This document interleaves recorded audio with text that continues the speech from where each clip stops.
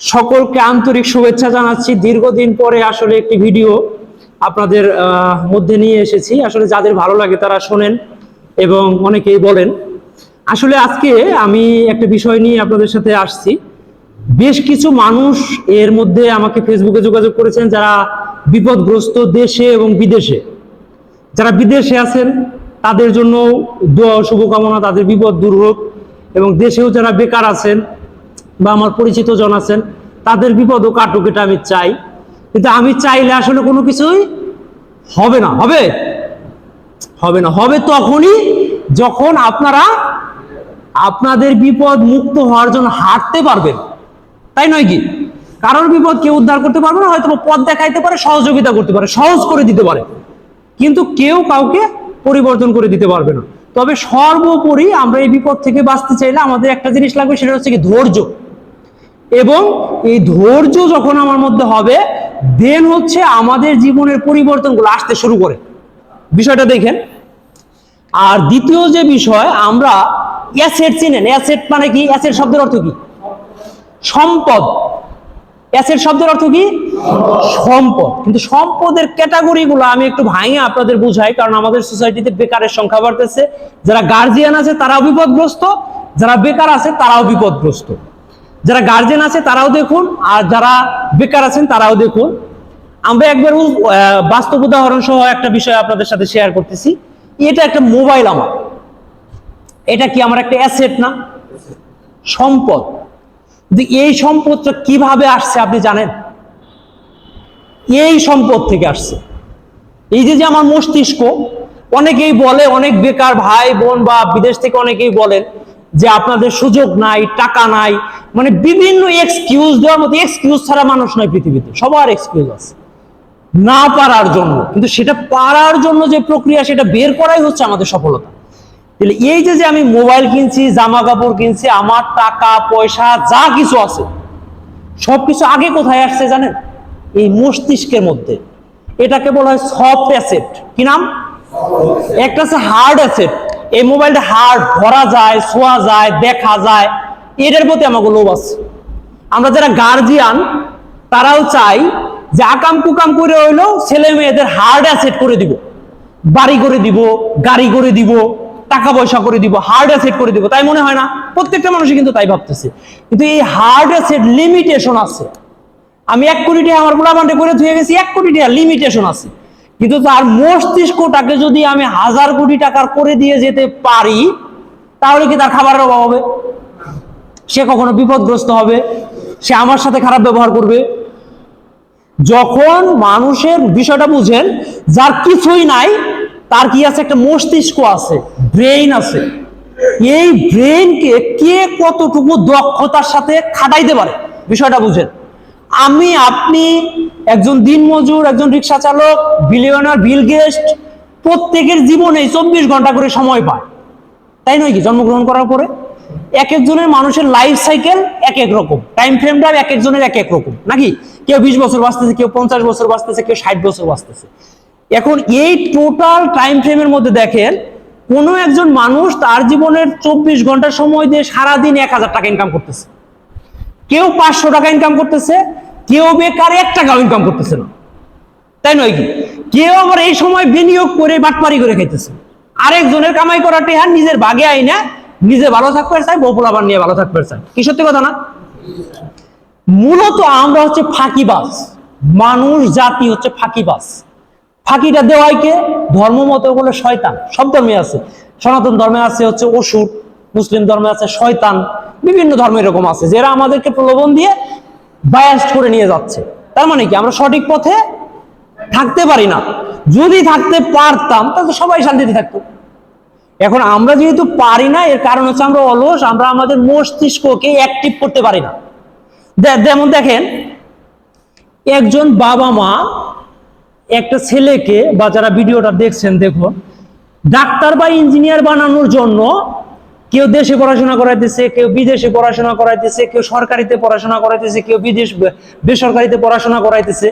কিন্তু দিন শেষে প্রত্যেকে চায় তার ছেলে মেয়ে পড়াশোনা করে টাকা ইনকাম করে, কারণ তার পিছনে সে টাকা বিনিয়োগ করছে। আমি আমার ছেলেকে যদি বেসরকারিতে মেডিকেল পড়াইতে চাই, আমার মিনিমাম 50 থেকে 60 লাখ টাকা লাগবে, লাগবে না? তাহলে কি গরিব মানুষের এটা সম্ভব? তাহলে যেই করতেছে শিক্ষা হয়ে গেছে বিনিয়োগ। শিক্ষা কি? বিনিয়োগ। আমাদের শিক্ষা ব্যবস্থা বিনিয়োগ হয়ে গেছে। এটার বিনিময়ে শুধু আমরা টাকা ইনকাম করতে চাই, কারণ আমাদের জীবনে আমরা মনে করি আমরা শিক্ষিত জাতি যে জীবনে ভালো থাকার জন্য শুধু টাকা লাগে। এটা আসলে কতটুকু সত্য বলেন? আমার কাছে একটুও সত্য না।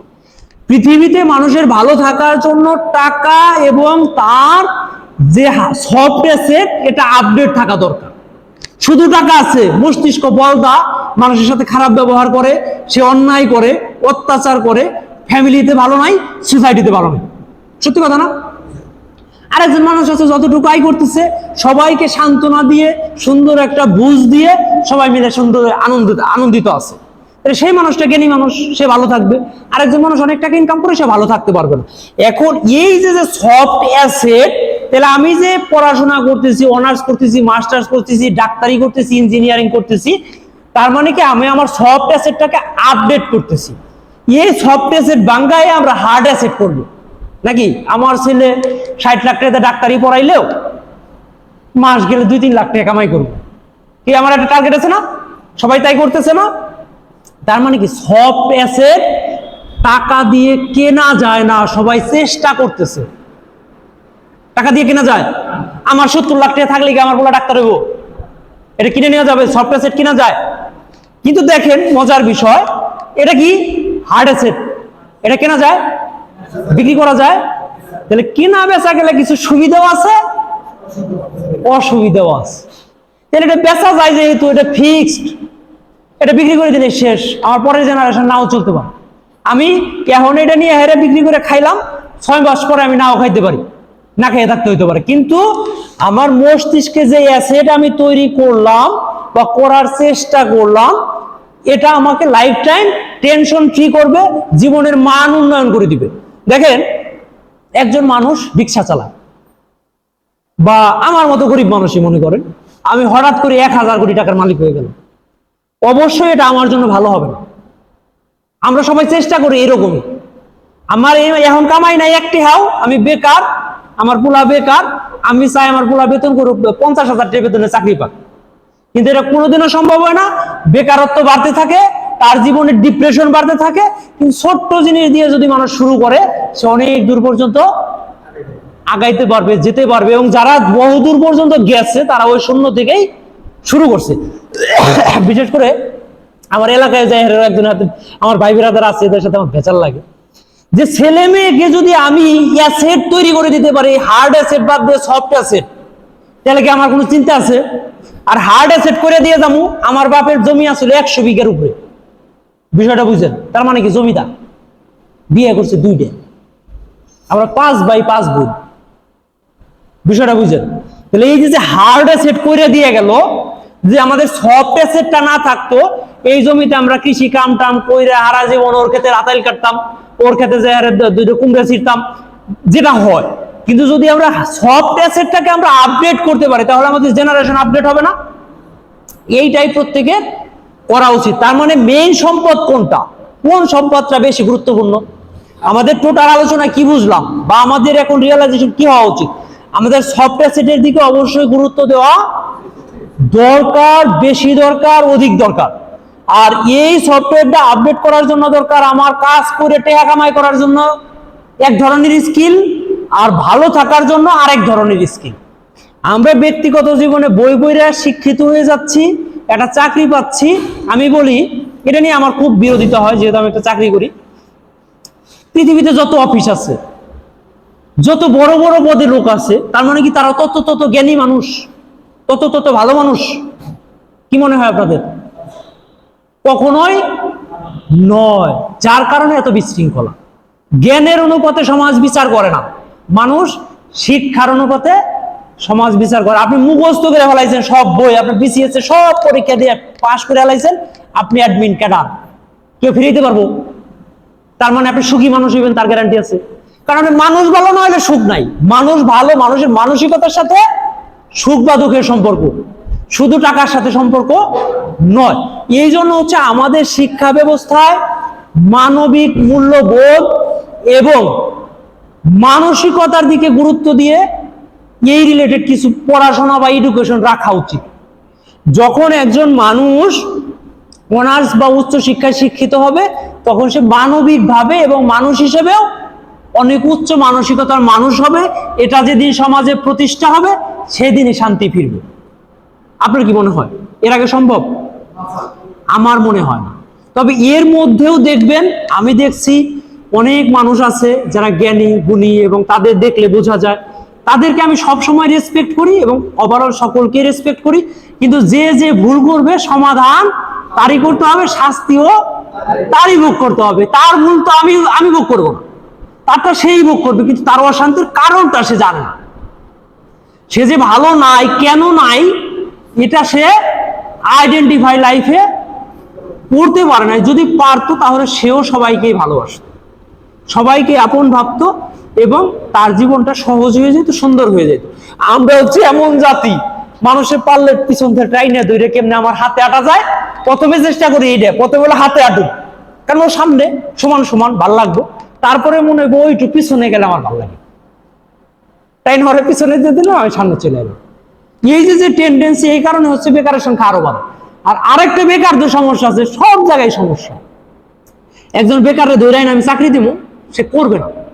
আমি অনেক প্রমাণ আছে এরকম। আমি পরে একজনের গাইলেছিলাম যে আমার এই অবস্থা, আমি একটা চাকরি করি, আমি ব্যবসা করি, বা আমার বাড়িতে টুকটাক জমি জমা আছে, আমি আমার জীবনে এতখানি যুদ্ধ করার পরেও আমি যে পরিমাণ পরিশ্রম করি, তুমি বেকার, তোমার পেটে ভাত নাই, তুমি পারবে না। আগে যদি তুমি না পারো তাহলে তোমার সমস্যা সমাধান করার মতো ডাক্তার পৃথিবীতে নাই। তোমার সফটওয়্যার সেটের দিকে গুরুত্ব দাও, মানুষের সাথে ভালো ব্যবহার করো, অটোমেটিক আস্তে আস্তে পরিবর্তন আসতে থাকবে। আর যারা গার্জিয়ান লেভেলে আছে তাদের জন্য আমার অনুরোধ হচ্ছে, আমরা ছেলে মেয়েদের জন্য বৈধ হোক অবৈধ হোক হাজার কোটি টাকা সম্পদ রাখা যায় কোনো লাভ নাই, কিন্তু আমরা যদি তাদেরকে, তাদের মস্তিষ্ককে কোটি টাকা সম্পদে রূপান্তর করতে পারি, ভালো মানুষ তৈরি করতে পারি, তারা আমাকে বৃদ্ধ বয়সে ভালো রাখবে, ইভেন আমার সোসাইটির মানুষকে তারা ভালো রাখবে, তাই নয় কি? কিন্তু আমি যদি এটা না করতে পারি আমার জীবনে পরিবর্তন আসবে না। এখন আমরা যারা এখানে উপস্থিত আছি, বেকার আছি, বিভিন্ন অবস্থায় আছি, আমরা যার যার মতো এসব কথা শুনলে বলে তো স্যার আপনার কষ্ট তো কষ্টই নেই, কষ্ট করছে আমি যে কষ্টের মধ্যে এখন আছি। কি কষ্ট? আমি একটা প্রেম করি, গার্লফ্রেন্ড কথা হলে না, বাইর থেকে বিয়ের চাপ, পড়াশোনা শেষ করছি, চাকরি নাই, কত যে চিন্তা কইলে 3 ঘন্টা করে খালি কইব। বিষয়টা বুঝেন, আপনিও বলতে পারবেন 3 ঘন্টা, বলতে পারবেন না? এটা আমরা সবাই বলতে পারবো, কিন্তু কেউ সমস্যায় কেউ সমাধান করতে পারবে না। এটাকে বলা হয় অতিরিক্ত দুশ্চিন্তা, এটাকে বলা হয় ওভার থিঙ্কিং। দেখেন, থিঙ্কিং শব্দের অর্থ কি? চিন্তা করা, ভাবনা করা, নাকি? মানে ভাবা কোনো কিছু সমাধান। চিন্তা জিনিসটা কি কেউ বলতে পারবেন? চিন্তার সংজ্ঞা কি? চিন্তা তো সবাই করে, হ্যাঁ, এটা তো সবাই জানে, এর সংজ্ঞা কি কে বলতে পারবেন? হ্যাঁ, অজান্তে না, জানতেই তো করে, অজান্তে যেটা করে সেটা তো কে লই গে, জানতেই তো করেন। কালকে আমি কিস্তি কি দিমু, কালকে আমি বাজার কি করবো, কালকে আমি ডাক্তার কিভাবে দেখাবো, অমুকটা কি করবো, এটা চিন্তা করি না। এটা তো ওটা তো অবচেতন মনে করেন না। ওইটাই যখন যাইবেন তখন তো আপনি মেন্টাল, মানে তখন ওই যে আমার হাতে যোগাযোগ করতে হবে। আর সরাসরি মূলত চিন্তার সংজ্ঞাটা হলো এরকম, আমাদের এই সফট স্কিলে মস্তিষ্কে, সবাই লক্ষ্য করেন, আমাদের এই মস্তিষ্কে এমন কোন বিষয়বস্তু রয়েছে যে বিষয়বস্তুর সমাধান আমার এই সফটওয়্যার করতে পারতেছে না। কোনো না কোনো কারণ আছে, হয়তো বা টাকা নাই, না হলে কোনো জিনিস না, মানে কোনো সীমাবদ্ধতা আছে। আমি জানি আমার সব বিপদ সমাধান হয়ে যাব 10 লাখ টাকা হইলে, এই 10 লাখ টাকা দিলে সীমাবদ্ধতা। আমার এখন বাসায় বাজার নাই, চাল লাগবো, এটা চিন্তা, বাজার দোকান বন্ধ হয়ে গেছে, তাহলে চাল দেওয়াটা সমাধান। মানে সমাধানটা আমার জানা নাই অথবা আমার আয়ত্তে নাই, এই জিনিসটাই টেনশন বা চিন্তা। আমার গার্লফ্রেন্ডের বিয়ে হয়ে যাইতেছে, তাহলে আমার একটা চাকরি দরকার, প্রতি মাসে টেহা দরকার, আমার চাকরিও নাই, টেহাও নাই, গার্লফ্রেন্ড রেডি। তার মানে কিছু অংশ আছে, কিছু অংশ নাই, তার মানে সীমাবদ্ধতা আছে। সীমাবদ্ধতার কারণে মস্তিষ্ক কোনো কিছু সমাধান খুঁজে না পেলে সেটাই আমার চিন্তায় রূপান্তর হয়। এবং এই চিন্তাটাই যখন আমরা অতিরিক্ত করতে থাকি সেটাকে বলা হয় ওভার থিঙ্কিং। চিন্তা মানুষকে আপডেট করে। বিষয়টা বুঝেন, আমি চিন্তা করতেছি বা ভাবতেছি, সমাধান বের করার চেষ্টা করতেছি, এখন না হলে 6 দিন পরে বাইরে, কিন্তু এটা নিয়ে ডিপ্রেসড না হওয়া যাবে না। যখন এটা আমি করতে থাকবো 3 দিন 7 দিন পরে দেখেন আজকে যেটা আপনার টেনশন বা 6 মাস আগে একটা টেনশন আসলে সারা রাত ঘুমাইতে পারেন নাই, এখন এই বিষয় নিয়ে টেনশন হয়। একজন মানুষের একজন আত্মীয় স্বজন মারা গেছে, ওই সময়টা যেরকম খারাপ লাগে, যে মানসিক স্টেজে সে থাকে, যদি সারা জীবন ওরকম থাকতো মানুষটাকে বেঁচে থাকতো? পরিমাণ মানে থাকবে তো অবশ্যই, মানুষ তার কোনো কিছু মুছে ফেলতে পারে না। আমি বলছি পৃথিবীতে মানুষ কোনোদিন কোনো কিছু ভুলতে পারে না, ভুলার অভিনয় করতে পারে, আবরণ ফেলে দিতে পারে। আপনি যারা বেশি ভুলবার চাইবেন ও আরো বেশি মনে আছে। আপনার কারো হয়তো শত্রুতা জোড়া দেন কোথায় কমো না, ও আরো বেশি মঞ্জুরি আছে আপনার। না পারবো না এটা আমি মানি না, মানে পারি না এটা এবারে পর্যন্ত ঠিক আছে, কিন্তু পারবো না, আমি পারি না দেখে যে পারবো না, আমার জীবনে আমি একবার ওপেন সমস্ত জায়গায় ডিক্লেয়ার করে আমি পারি না, এটা আমার জন্য কোনোভাবে লজ্জাজনক না। আমি খুব সুন্দরভাবে বলি আমি এটা পারি না, কিন্তু আমি পারবো না চাইলে এটা আমি কখনো বিশ্বাস করতে চাই।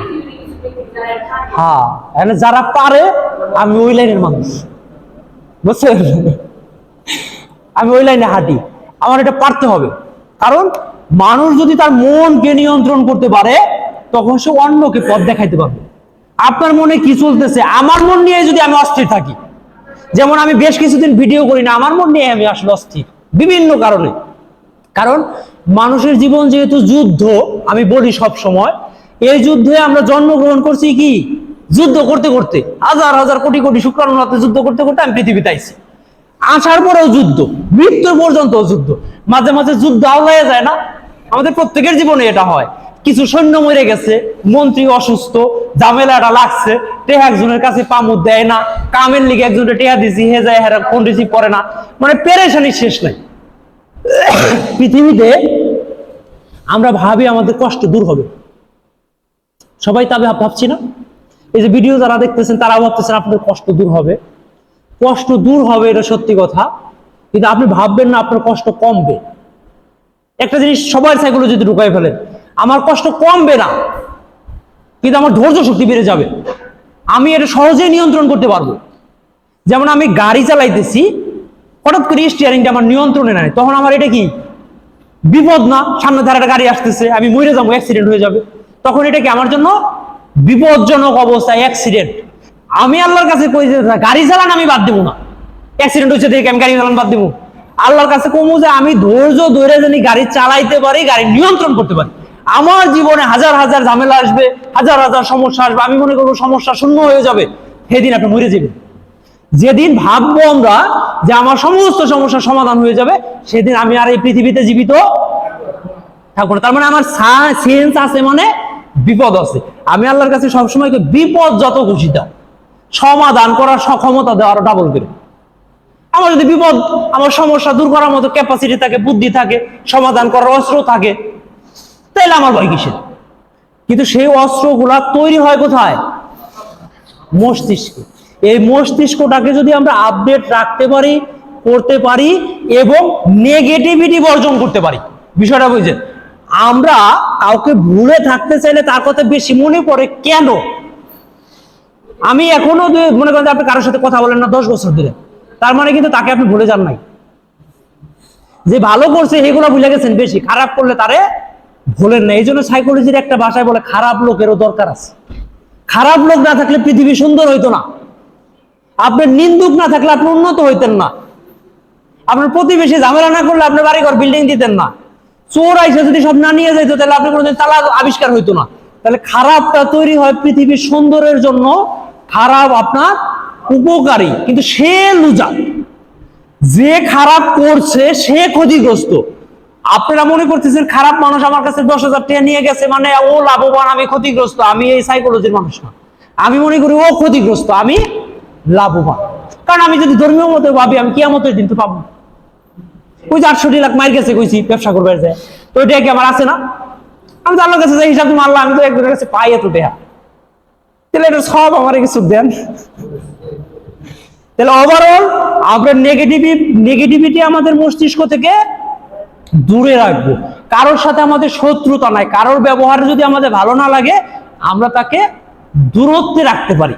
আমাদের জীবনে ভালো থাকার একটা টেকনিক সবাই মাথায় রাখবেন, হাজবেন্ড ওয়াইফ হোক, ফ্যামিলি হোক, বন্ধু হোক, যখনই কারোর সাথে আপনার মতের মিল হচ্ছে না তখন আপনি দূরত্ব মেনটেন করেন, সাময়িক সময়ের জন্য হলে। আবার একত্রিত হন, একসাথে কথা বলেন আমার মুড ভালো ছিল না, আমি তখন কথা বলার মতো প্রস্তুত ছিলাম না, আমার তার সাথে তর্কে যাওয়ার দরকার নাই, তর্কে গেলে সেও লুজার আমিও লুজার। তো আসুন, আসলে আমরা যদি পজিটিভিটি বাড়াইতে পারি, আমাদের স্কিল বাড়াইতে পারি, আমাদের মস্তিষ্কের ক্ষমতা বাড়াইতে পারি, তাহলে আমাদের জীবন অবশ্যই সুন্দর হবে, বেকারত্ব দূর হবে। আমি দেখেছি, লাস্ট একটা কথা বলে আজকে শেষ করব, এমন কোনো ভালো মানুষ নাই যে অন্যের বিপদে তার সামর্থ্য অনুযায়ী এগিয়ে যায় না খেয়ে মরে গেছে। অন্যের বিপদে সামর্থ্য অনুযায়ী বলতে কি বুঝাম? আপনি আপনার ফ্যামিলি ব্যাকগ্রাউন্ডের একটা চাপার মধ্যে পড়ে গেছেন, আপনার একটা ইগো তৈরি হয়েছে, আপনি যে কোনো মানুষকে যে কোনো সহযোগিতা করতে পারবেন না। একজন ধান কাটতেছে, আপনি যে ধান কেটে দেন। একজন কৃষি কাজ করতে, যে কাজ কেউ না কেউ করতেছে, তার সাথে আপনার কাজে লাগিয়ে যান, এই মানুষকে আপনি খাইবে দিব না? আপনি এটা পারবেন না, কারণ আপনার মধ্যে একটা ইগো আছে। আপনার এলাকা, আপনার ফ্যামিলি, আপনার সোসাইটি, যদি এরকম না পারেন কখনো, আপনি অন্য এলাকায় চলে যাবেন। কিরকম আপনার ব্যাকগ্রাউন্ড অনুযায়ী হচ্ছে না। আমি এরকম অনেক বেকারদের প্ল্যান দিয়ে পাঠাইছি যে তার ফ্যামিলি ব্যাকগ্রাউন্ড অনুযায়ী চলতেছে না, সে ড্রাইভিং করবে, সে ঢাকায় যায়, সেটা পাঠাও চালাইবে, সমস্যা নাই তো। বিদেশ যায় করতেছে না, বিদেশে যারা কর্মসংস্থানে যাচ্ছে তারা কি সবাই জজ ব্যারিস্টার হয়ে গেছে? দেশে করতে পারবো, কারণ দেশে কি আছে? ইগো আছে, মানুষ দেহে এই ভাব হলো প্রথম 2-3 বছর থাকে, পরে আস্তে আস্তে তার বাটি আসে, তখন আর তার এই ভাব থাকে না। অনেক প্রবাসী দেখছেন, আসলে প্রবাসীদের জন্য আমি সবসময় বলি, প্রবাসী হচ্ছে এমন একটা জাতি যারা সবচাইতে বেশি নির্যাতিত, ফ্যামিলি থেকে নির্যাতিত, দেশ থেকে নির্যাতিত, পরিবার থেকে নির্যাতিত, কর্মস্থানে নির্যাতিত। কিভাবে? আমি অনেক প্রবাসীদের জীবনী স্টাডি করছি, বুঝি না তখন ও নির্যাতিত আসলে হয় কেন আমি বলি। এটা নিয়ে আমার রিসার্চ যেটা বলে, প্রত্যেকেরই আসলে এক পক্ষ কখনো দায়ী না। আমরা আসলে সচেতন জাতি হইতে পারিনি, আমরা জাতি হিসেবে সচেতন হইতে পারি না, আমরা শুধু আবেগী হইতে পারি। যারা বারবার যায়, 2-3 বার যায়, তারা কিন্তু অত ক্ষতিগ্রস্ত হয় না। যারা প্রথমবার যায় বা যারা একটু যে মনে করেন, যেমন আমি বলি, আমরা বিদেশে আসলে আমাদের মন্ত্রণালয় কাজ করে কিন্তু বিদেশিদের নিয়ে। বাংলাদেশের সমস্ত মন্ত্রণালয় বাংলাদেশের টাকা বাংলাদেশে খরচ করে। আমাদের একমাত্র মন্ত্রণালয় যে মন্ত্রণালয় প্রবাসীদের মাধ্যমে বাংলাদেশের রেমিটেন্স এনে বাংলাদেশের চাকা ঘুরাইতেছে, সহজ ভাবে আমি যেটা বুঝি, তাই নয় কি? প্রবাসীদের সারা দেশ চলতো, তো আমরা তাদের নিয়ে কাজ করি। এই ক্ষেত্রে আমি যে দেখছি যে গ্রামে একেবারে অজপাড়া গায়ে থেকে একটা ছেলে বিদেশ যাবে, সে কোনোদিন ঢাকা শহরে যায় না, কোনো একটা চাকরি করে নাই, কোনো 10 জন মানুষের সাথে চলে নাই।